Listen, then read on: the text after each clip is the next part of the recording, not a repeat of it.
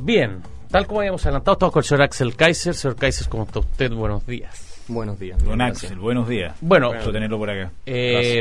Justamente estábamos hablando del tema de la desigualdad, que es lo que trasciende obviamente la reforma tributaria, porque obviamente que cuando se quieren subir los impuestos es porque alguien detectó de que la balanza está un poco desinclinada. ¿Usted concuerda en que hay desigualdad en el país o tampoco? Para ir derecho al grano y no perdernos en el bosque. Nadie puede discutir que hay desigualdad en todos los países del mundo. Siempre la ha habido, nunca la va a dejar de haber. Y la verdad de las cosas es que lo de la pregunta fundamental no es si hay o no desigualdad. Los seres humanos por naturaleza somos todos desiguales. Si tú pones a una serie de niños a jugar fútbol, digamos, algunos van a salir Alexis Sánchez, otros no. Si tú pones a algunos a manejar, unos te van a salir Michael Schumacher y otros no. En fin, algunos van a ser Steve Jobs si los pones a estudiar, digamos, algunas cosas de tecnología, otros no. Los seres humanos somos desiguales. Y la pregunta es, evidentemente, ¿cuál es el sistema que nos permite a nosotros sacar el máximo potencial de cada una de las personas para así beneficiarnos todos?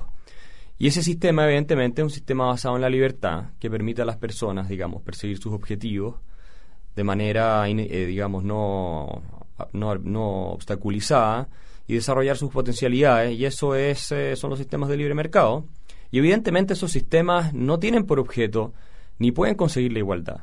Si uno quiere igualdad realmente, lograrla, digamos, como meta política, hay que despedirse del sistema de libre mercado. Hay que transitar a un sistema eventualmente de economía centralmente planificada o muchísimo más intervenido, porque evidentemente el capitalismo lo que produce no es igualdad, lo que produce es riqueza. Entonces la pregunta es, si queremos riqueza, sabemos cuál es el camino, son instituciones que generan los incentivos para producirla, eso está súper claro, aquí no hay dos lecturas. Y si queremos igualdad, tampoco nos sirven los estados de bienestar, porque fíjense ustedes, en muchas partes del mundo, Europa es el mejor ejemplo, los estados han ido creciendo, los impuestos, la carga tributaria sobre los países ha ido aumentando, Francia es el mejor ejemplo, y la desigualdad ha aumentado, no se ha reducido. Entonces no existe una línea directa entre que agrandemos el Estado y entonces se disminuye la desigualdad. Es lo mismo que ha ocurrido en Estados Unidos, medida por el índice Gini, obviamente. Entonces, este proyecto que, por ejemplo, se discute hoy día en Chile, a mi juicio, está mal enfocado desde el punto de vista de que, en primer lugar, la desigualdad, a mi juicio, no es el problema. El problema, a mi juicio, es la creación de riqueza para que a todos estén mejor y no para que todos estén igual. Ya, pero está bien, pero acá hay algunos datos que son estos datos de números. El 1% más rico acumula o sea, los ingresos que acumula el 1% más rico en Holanda es el 6,3, en Suecia el 7,1, en Alemania el 12,7, en Estados Unidos es el 19,3, en Chile el 31%. Para mí, cualquier club donde el 1% del club se lleva el 30% de la torta, sin ser economista, me parece que, y además le estoy haciendo las comparaciones con varios países, no solo de zona europea, sino de Estados Unidos. Después, entre 1990 y 2011, la brecha de ingreso per cápita entre el 5% más rico y el 5% más pobre subió de 130 a 257 pesos. Esto las cuentas que hacen, esto no es... Entonces, cuando uno ve yo concuerdo con usted toda la teoría de que el capital y que el hombre no nace igual, obvio que no, pero también desde un punto de vista social yo creo también la sociedad es más inclusiva, porque dado que es la misma premisa que dice usted, que todo el mundo nace desigual, si es por eso, imagínense qué pasaría con las personas que tienen deficiencias más serias en el nacer y no estuvieran incluidas en el sistema. Entonces, de nuevo, en las comparaciones con los países desarrollados, que yo creo que hay que mirarse, la concentración del poder, que hablábamos aquí con el señor Restini justamente, en Chile, si bien es cierto, siempre va a haber desigualdad, a mí me parece, mirando las cifras puras y duras, en el más común de los sentidos, es que la balanza está desigual. Entonces, desconocer eso, o decir, no, la vida es así, porque nosotros no vivimos en un mundo integrado, entonces tenemos que compararnos. Eso a mí me parece evidente. Depende cómo se mida la desigualdad. Si tú vas a hacer el mismo ejercicio por acumulación de capital, tú te vas a dar cuenta que en un país como Alemania, por ejemplo, un 10% de la población maneja más de 2/3 del capital del país. Y lo mismo se puede hacer en Estados Unidos, lo mismo se puede hacer en Suecia, lo mismo se puede hacer en distintas partes. Entonces, tengamos mucho ojo cómo medimos el tema. Si medimos la desigualdad por índice Gini, tú te vas a dar cuenta que en Chile incluso ha mejorado en los últimos tiempos. Ahora, si tú sumas todas las transferencias que hace el gobierno de Chile ya hoy, de dineros de los contribuyentes a los sectores de menores recursos, tenemos un promedio de desigualdad de ingresos igual al de los países europeos. Entonces, seamos cuidadosos con cómo analizamos las cifras. Y te digo más, hoy día lo que se discute en teoría económica, el índice que más importa es el llamado índice 90-10, digamos, que es el índice de desigualdad de consumo. Y eso se ha reducido dramáticamente en Chile.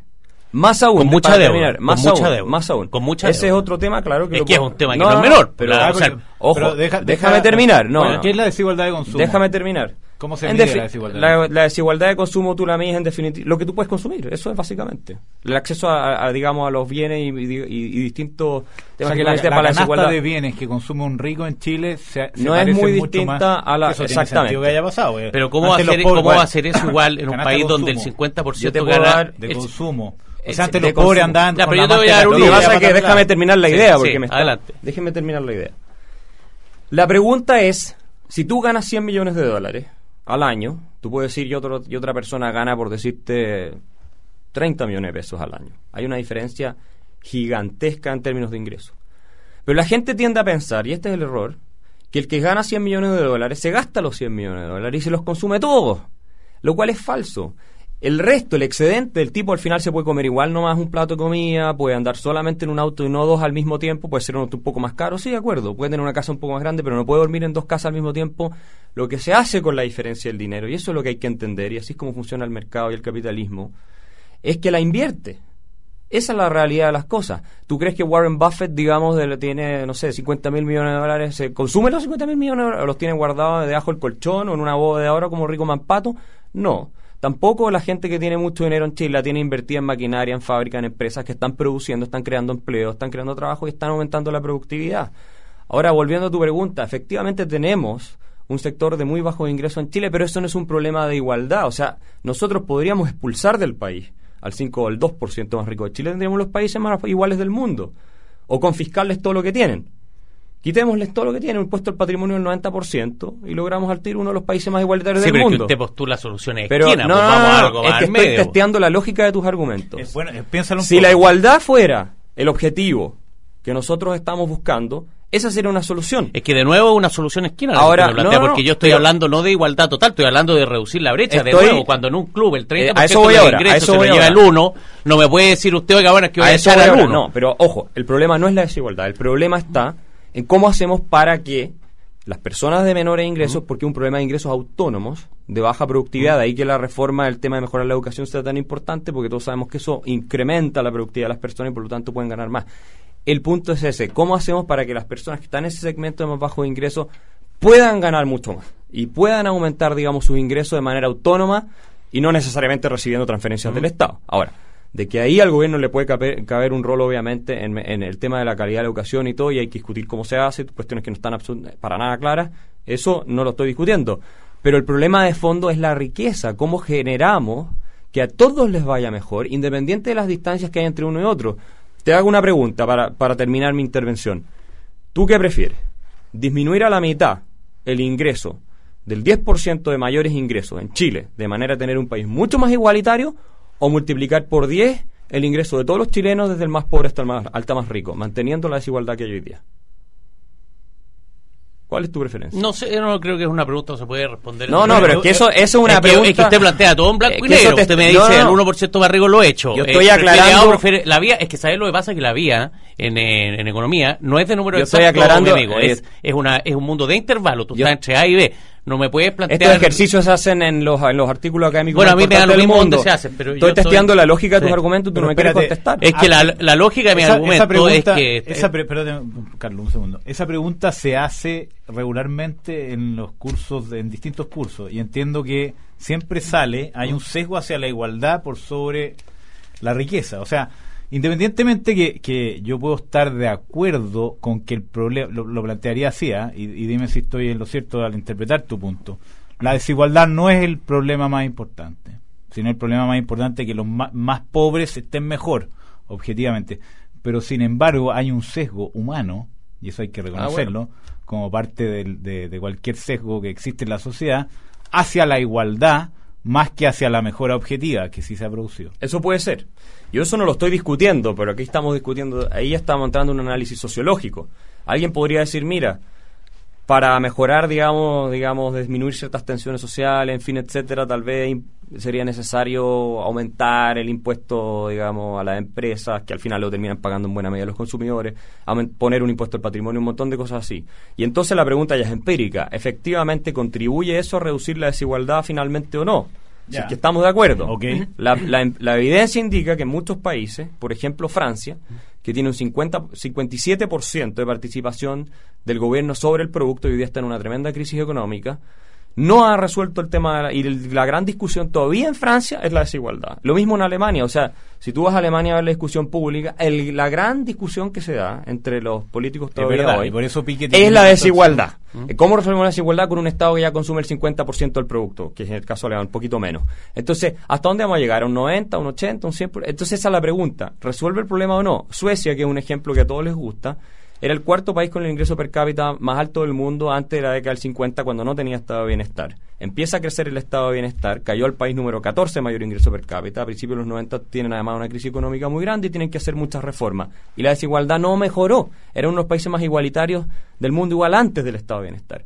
Entonces hay que tener cuidado con decir, más estado igual más igualdad. No necesariamente es así, porque obviamente los políticos manejan la plata, la desvían a grupos de interés, se genera toda una corruptela. Brasil tiene el doble o más del doble del tamaño del Estado sobre la economía que Chile, y es uno de los países más desiguales del mundo, más desigual que nosotros incluso.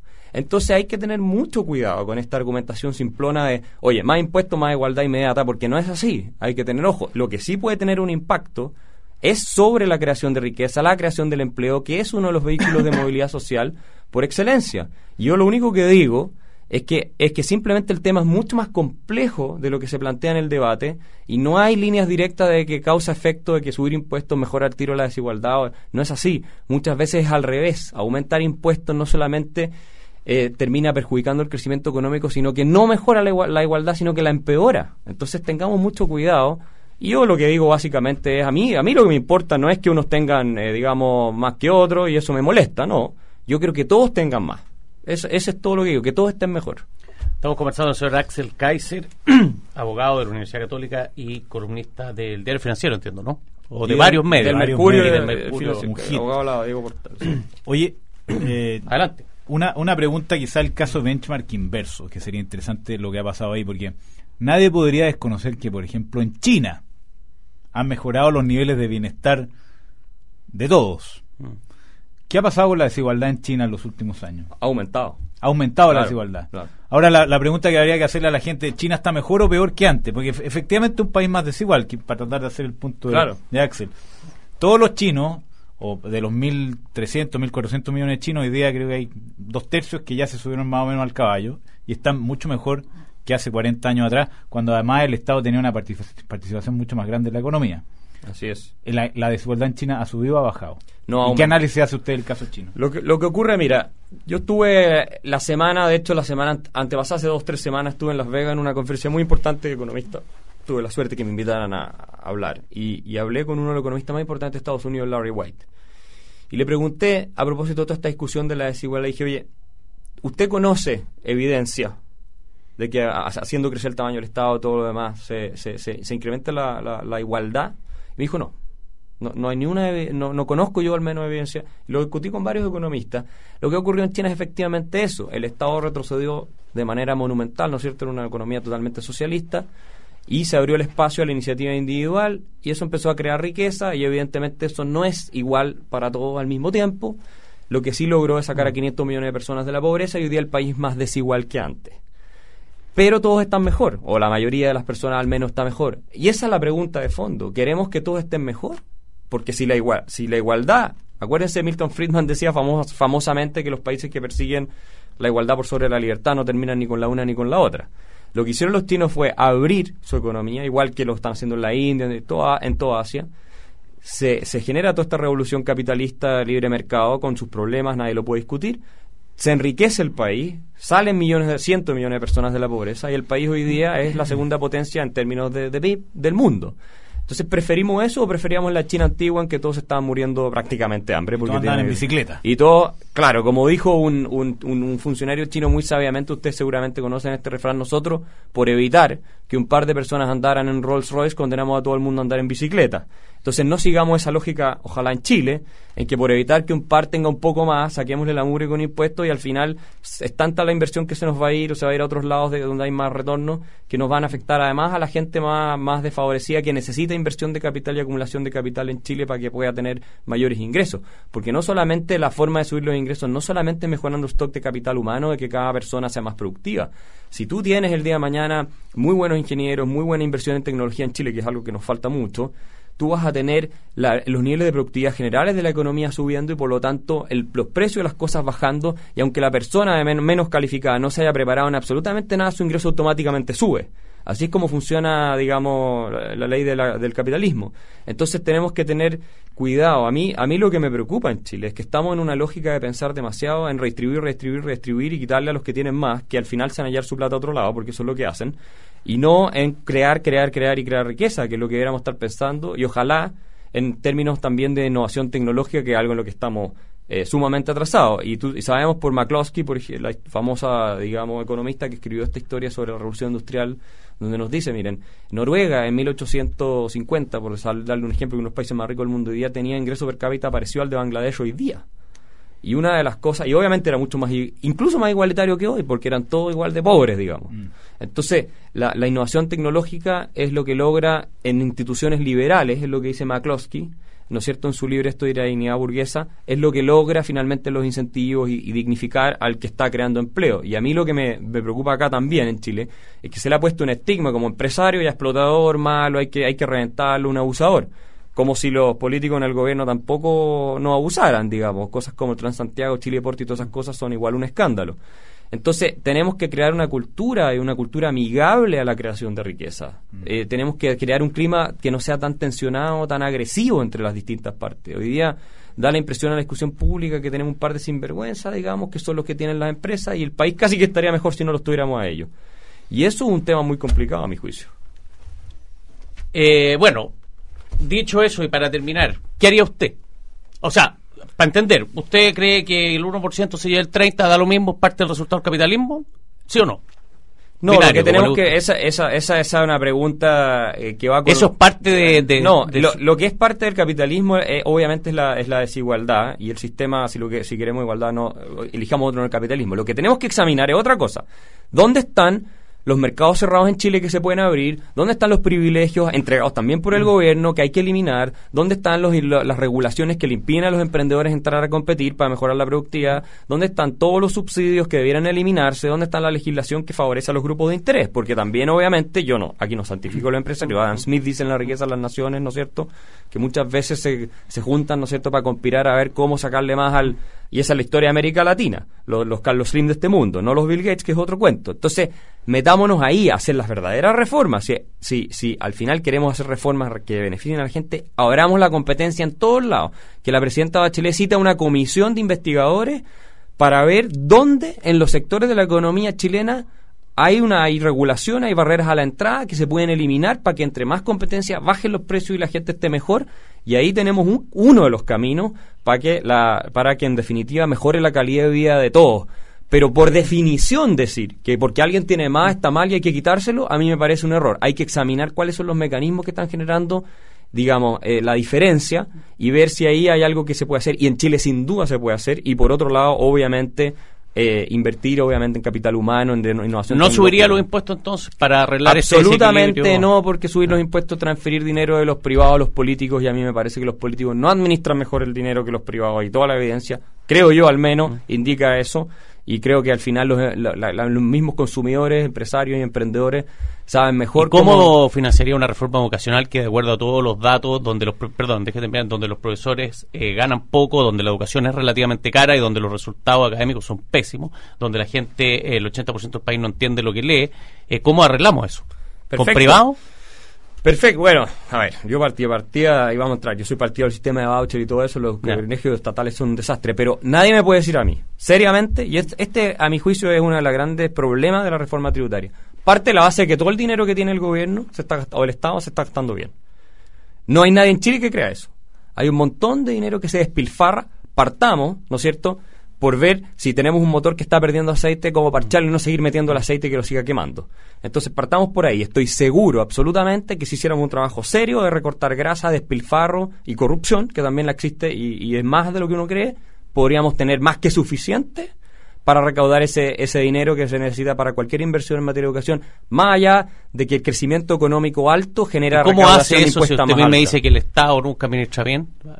No, Al Estado. lo que pasa es que, evidente, dentro del gobierno, si efectivamente existiera la voluntad de hacer algo Claro, de pero verdad, por definición usted me ha dicho que el Estado es mal administrador, entonces Sí. ¿cómo lo hacemos? Que sea mejor, po. pero se puede hacer más eficiente. ¿Cómo? Yo creo que ¿Cómo? se puede hacer más eficiente. ¿Cómo? Ese es un tema de lograr los consensos políticos para hacer la reforma. En otros países lo han hecho. En Canadá lo han hecho, en algunos países europeos lo han hecho. Entonces, ¿por qué no lo vamos a poder hacer acá? Ahora, si uno parte de la base de que estamos fritos, entonces, bueno, no hay nada que hacer, entonces, bueno, no sé. No, yo iba al cómo nomás, porque obviamente a mí también me encantaría hacer muchas cosas, pero de repente tengo que proponer los mecanismos para que las cosas Pero resulten. en todas partes del mundo la reforma fiscal siempre, cuando son serias, van acompañadas de un Es ingrediente. que en todas de cómo partes del gastar mundo, mejor. cuando la gente hace las cosas bien, obviamente que resultan bien. No, pero Eso no cae en el agua. en este caso no tenemos en la reforma fiscal ni una consideración en torno a cómo se gasta la plata y cómo hacerla para más eficiente del gobierno. Y ese es un desastre, y yo creo que esto va a terminar siendo otro ¿En el Transantiago gobierno de más. Piñera también fue así? En el gobierno de Piñera O puede sea, haber sido un da lo poquito mismo. más. Yo no conozco reformas profundas que se hayan hecho en esa materia tampoco. Ya. No. Pero en el término de administración, de eficiencia de la administración. Puede haber sido un poco Mejor más que la- eficiente. Yo creo que fue un poco más eficiente, pero no hubo ninguna reforma de fondo, digamos, que hiciera un antes y un después en esta materia. Y eso es lo que hay que hacer. Lo que sí hizo el gobierno de Piñera, que contó más en el crecimiento económico como fuente de recaudación de impuestos que en subir los impuestos de por sí. Que además hay una famosa curva de la FER que nos indica que cuando suben los impuestos de un cierto punto hasta arriba, la recaudación Termina cae recaudando más. por menos crecimiento económico.